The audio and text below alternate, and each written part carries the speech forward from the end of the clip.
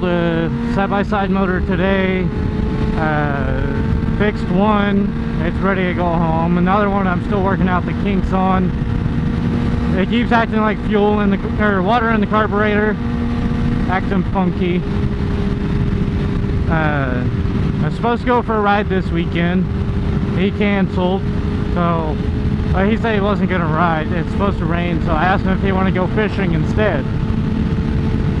I went over the last weekend, got probably about an 8-pound cat, channel cat, which apparently in the state of Texas there's no bag limit, or 25 bag limit and no limitations, so any size. It was a good size, enough for a meal.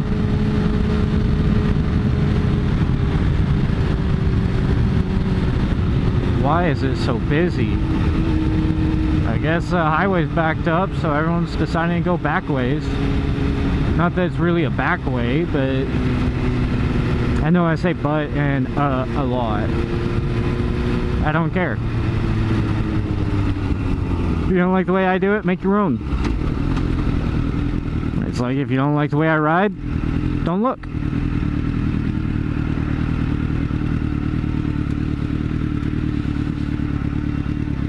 Oklahoma.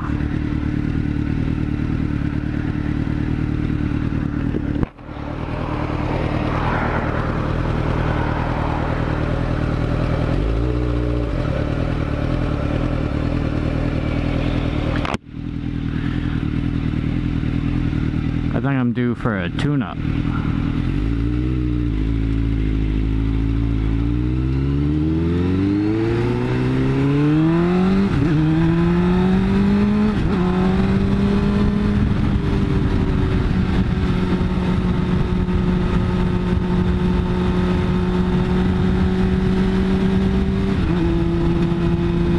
Probably could have waited behind him, but some people make a full stop when they go to make that turn, so it wasn't worth it to me.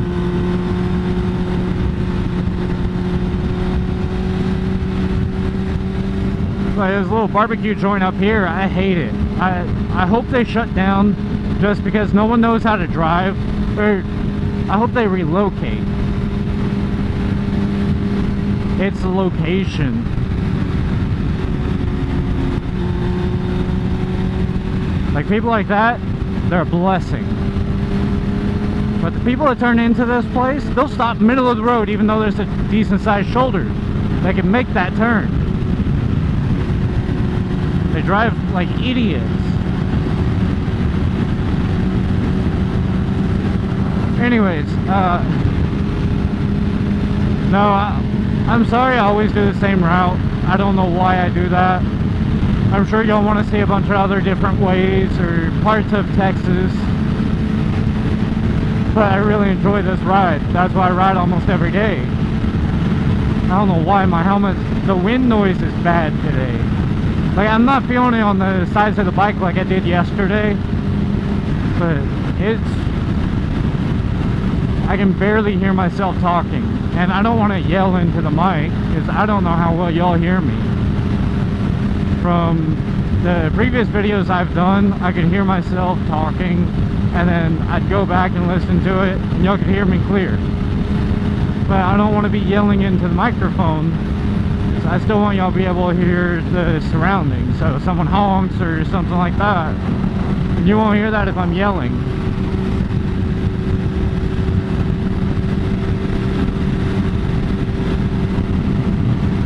I enjoy this ride even though it is loud. I can barely hear my music, barely hear myself talk. But it's still relaxing. There's no side wind blowing me all over the road or anything funky. I just put gas in the bike. By the way, if you have a bike, you understand this feeling. When you fill your bike up, gasoline's cold. I'm not saying it's like 32 degrees, but mind you, it's stored underground, and of course it's vented, but it's not temperature controlled. But when you put it in your bike, the sides of your tank, so mine's a crotch rocket, so my leg is up against the side of my tank. It changes temperature. And typically my left leg's down when I do it, so only my right leg's feeling it. But you can definitely tell there's a temperature change. It doesn't feel like a cold can of soda, but you can tell it's cold. And typically you get used to it in a couple seconds, and by the time you're fully filled, about to pull away, you don't even notice it anymore. But while you're feeling it, you definitely feel it. And it's the weirdest feeling. The first time I did it, I thought that I got gasoline on my leg. There's small little things that you learn as you ride, and gas being cold in the tank, that's one thing you kind of learn is normal, especially after 4 or 5 tanks. I've probably put over 100 tanks of gas in this thing, but I ride it a lot. I don't do long drives, but I daily did it for 2 solid years, and I worked in Mansfield. That's 50 miles each way. This tank will probably go 200 miles. So every 2 days, 3 days, I'd fill up.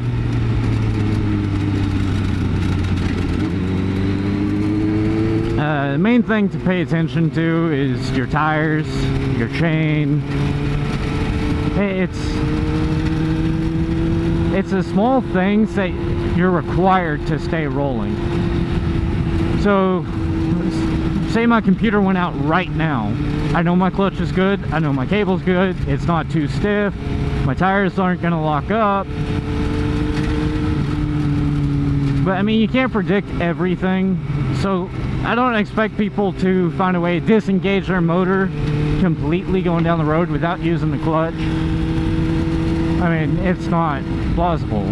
If your clutch seizes and your motor locks up all at the exact same time, you're screwed.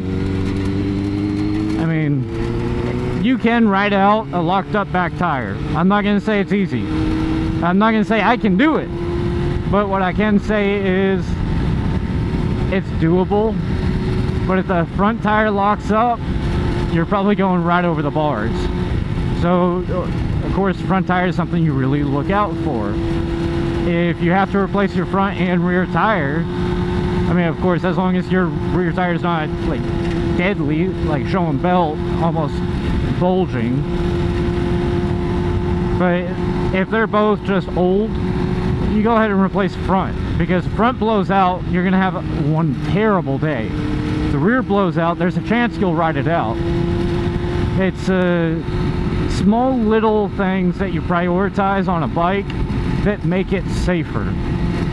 That's why when I did my tires, I did a front and I put a used rear. That used rear didn't have that many miles on it. I can definitely feel that it's a used rear though, and it's just because it's old. It's a few years old, but it's kind of unspoken rule. If you can't do the fingers down, it's 2 fingers down, by the way. If you're wondering what that means, and there's a lot of different things online. They'll say ride safe, stuff like that. None of that's actually true. It's a generic way of saying it. But what it means is 2 tires down. Because typically you lay a bike over something, the tires leave the ground. Or if you hit a car, typically the back end will flip up. So technically it is ride safe, but in reality it's 2 tires down.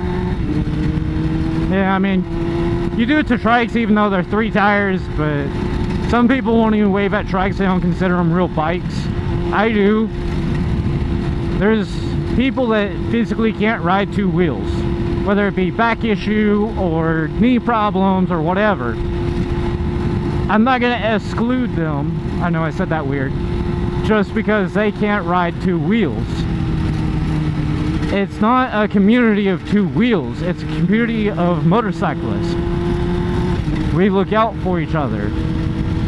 I'm not saying that if someone's going after a trike, I'm going to watch it happen. And most people won't, because most people that do that, they're going after two wheels as well. Also, that trike could be somebody's son or someone's daughter or someone's dad or mother.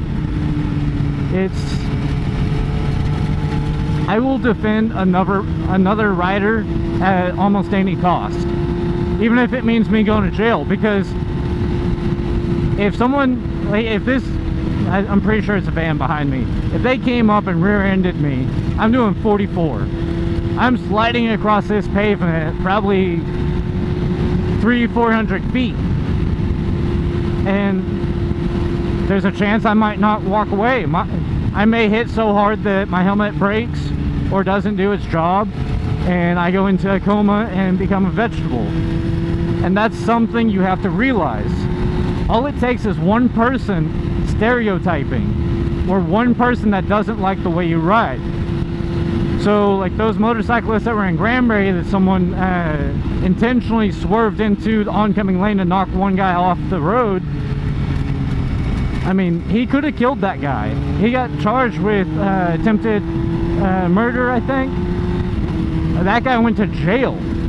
And sure, they were doing illegal stuff. They were passing people in a no passing zone.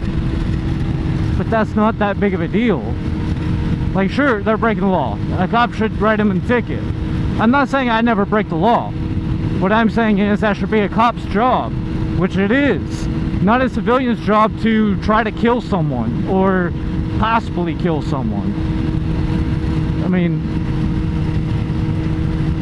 he's not harming anyone other than himself.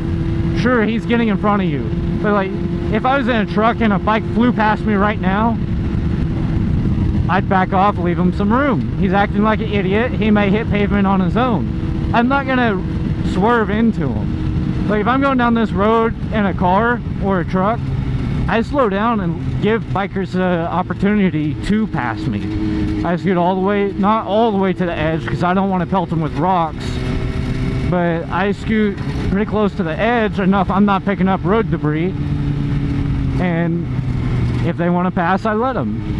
It's not my job to stop them, and I also know it's safer for me to be behind them than some random person. They may not realize that.